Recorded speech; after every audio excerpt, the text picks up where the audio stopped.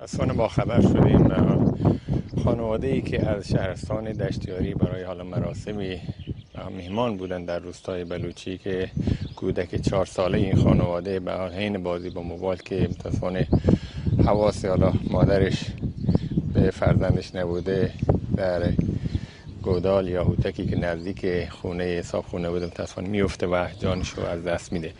من از همینجا استدعا دارم، خواهش میکنم از همه والدین، از همه پدر مادر به حال یک کمی مقداری بیشتر نسبت به فرزندان خودشون خصوصا کودکان و خردسالان عزیز احساس مسئولیت بیشتری داشته باشن و حواسشون بیشتر به فرزندانشون باشه که از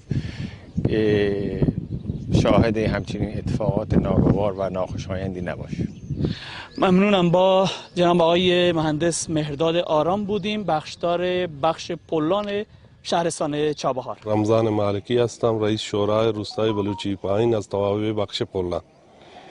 آقای مالکی بفرمایید که این اتفاقی چند لحظه پیش در روستاتون اتفاق جزئیاتی از این حادثه برای من بفرمایید. مراسم عروسی بود، اومده بودم برای عروسی.